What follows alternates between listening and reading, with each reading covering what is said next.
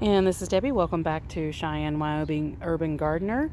And we're back into the garden, starting right back off from the lettuce that I was showing you on the first video. And we're back into looking at all of the things in this garden right now. It is a jungle out here. And as you notice that the tomatoes are still having some browning, and I do think that I have one disease on my tomato plants, and I think it was caused by the black crim tomatoes. So I'm not very happy with that. It's because I'll now have to rotate where I planted those tomatoes, because what happened with the black crim is I thought they were getting shading out by the tomatillos and dying. But now that I'm researching it more, I think it's wilt. And it's wilt from a disease. So, and it can have a tendency to stay in the ground, and that might be affecting the super sauce tomatoes. As you can see there, we've got some curling and browning on those.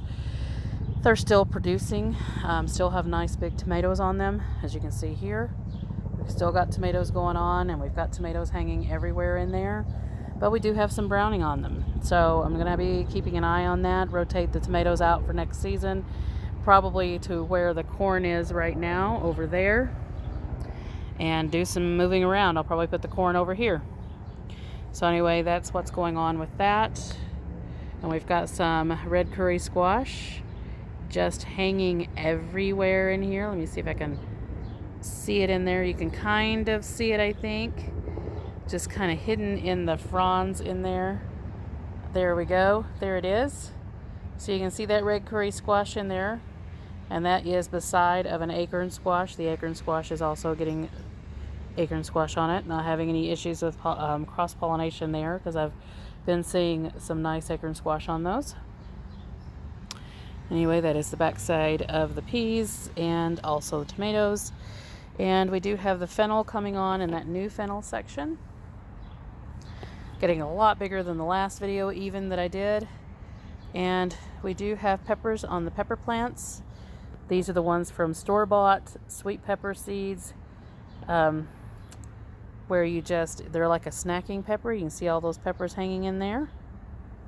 Beautiful, beautiful peppers on those plants, even though they're short, small plants. And the golden, it's so hard for me to remember the names of those, but they're a cherry tomato. They turn gold, sun gold cherry tomatoes. There we go. And they're turning out beautiful. Got some tomatoes hanging on them, but they do also have some wilt going on, but I don't think it's from that disease. I think it's from where I accidentally probably poked the roots of that one plant with that, but the other two look absolutely healthy. And then, of course, we still have the shorter sunflowers here. Just have the two here because the peas kind of smothered the rest of them out. And our zinnias are getting ready to bloom. You can see those zinnia heads on there. So nice zinnias. And there's our tomatillos. The tomatillos. Oh, the tomatillos. Do you see nothing but tomatillos? That's what I see, because all the tomatoes are underneath the tomatillos. Tomatillos have kind of taken over, as you can see. And I don't think that I will get tomatillos in this section again, because they are just so big plants. And I didn't expect them to be quite that large, but I've had to keep trying to train the vines, and they're not very easy to train, I've noticed either. They don't break, which is great, so I can bend them any which way, but they don't really stay. So they're not quite as easy to work with, I found out, as tomatoes. So, and I don't like the smell of them. The smell kind of smells like a really nasty dirt. Versus tomatoes, when you rub the vines, you kind of get this tomato smell. Not with tomatillos. The tomatillos kind of smell like dirt. Anyway, I'm sure we'll get loads and loads of tomatillos on them. They'll probably taste great. We're going to do some salsa verde and whatever else that you can do with tomatillos. And of course, we still have the red curry that I was mentioning just a second ago. I have 12 plants beginning from this end underneath the tomatillo, all the way through and around the cucumbers, and into behind the beans, and all the way around. So I have red curry squash in here, as you can see, everywhere in varying sizes. I wish that there were more red curry. In fact, I wish that I had planted some more of these just underneath things, because they seem to not mind having to grow underneath things, and I'd forgotten that point because I've grown them several years now. And then you can see a red curry hanging there, and again, this is the black crim tomatoes underneath the tomatillos that you can see that are just completely dying off, and that is what looks like a disease to me, and it's a kind of a wilting disease, and I will have to change everything around for the next season. But anyway, it looks like they may have some tomatoes on them that are starting at the top. The tops still look healthy, and I am seeing some tomatoes in there, so the black crims will have some tomatoes on them. They're just the bottoms of them look completely dead, but the tops are completely healthy. It's very strange. So anyway, loads of tomatillos, and here is the cucumbers. I was mentioning that I was afraid that I wasn't going to have any cucumbers this season because these were just not doing a whole lot but having male flowers. There were just male flowers, as you can see, everywhere. But I did finally start getting some cucumbers on these. I've got a cucumber hanging right there, as you can see. And I've got some more cucumbers here and there, but a lot of male flowers. Just a lot of male flowers, not a whole lot of cucumbers, which is kind of strange. But we've got some more starting there. And this was a white cucumber, I believe. Kind of starting out green, but I think that they turn out white later. But this one starts out very different from my other cucumbers, I've noticed, that I've ever had. They just basically start out really, really short. Look at that. Really short, very, very spiny, and then they get longer. See that? There's another one. And there's loads of them in here. And then I've got a cucumber hanging. Oh, goodness, I don't know if you can see it or not because it's kind of underneath my super beef steak tomatoes. There we go. You can see that cucumber hanging there. And I've got loads and loads more that are coming on in there. And they've kind of wrapped around through my super beef tomatoes. I've got super beefs right here.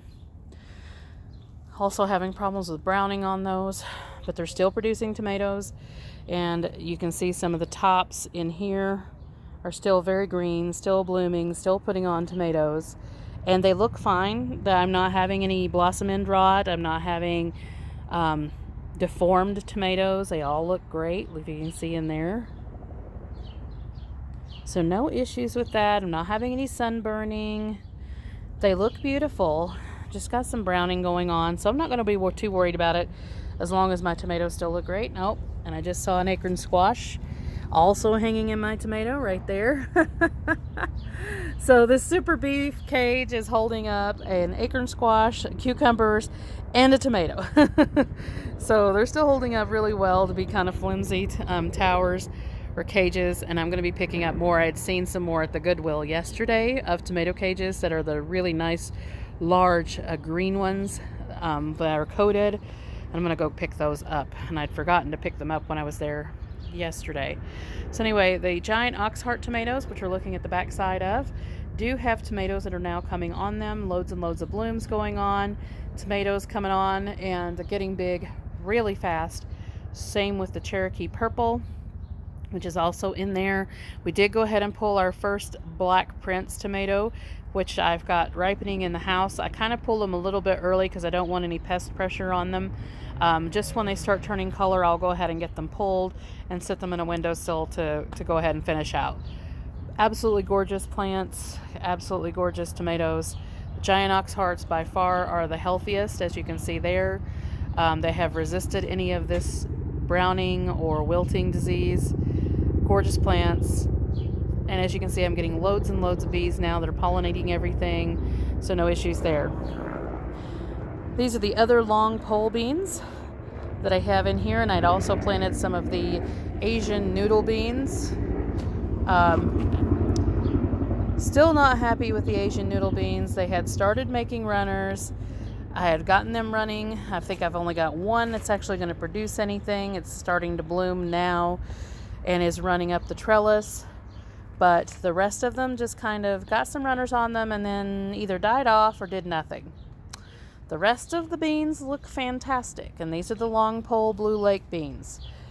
And I have gobs and gobs of beans in here. Beautiful, healthy, nice beans, but the Asian noodle beans did not do it for me. And as you can see, they made it to the top of the trellis, ran over the top of trellis, and on down the back side. I've even got beans hanging all the way to the base of the plants. See? All the way down here. But these Asian noodle beans look like that. Not happy with that. So I might plant them again next season, but I will be putting them in a different area. Don't really think they like this area. Maybe I'll get them running up on some corn. We'll see. Anyway, gorgeous beans overall. Loads and loads hanging everywhere. Loads of blooms still coming on, so we'll still have plenty of beans going on. So I'll be canning and processing beans the whole season, I'm sure. We've got a red curry coming out into the walkway here. I keep having to train them back. Another red curry there. The German queen tomatoes that I kept fussing about that I will not be growing again next season. I finally have a tomato on. One tomato, and it will take me a second to figure out where it's at. There it is. Right there. One tomato so far on the one German queen plants, and still waiting for it to do anything else. Haven't seen a whole lot of action out of it, and it seems to be prone to different diseases and also the sun. Now this was supposed to be a tomato that thrives in cooler weather, and of course we've not had very cool weather. We've had 90s and stuff like that, so perhaps that's what's affecting it. But I noticed when we did have cooler weather, the few times that we have, didn't really seem to be a change. So I don't know.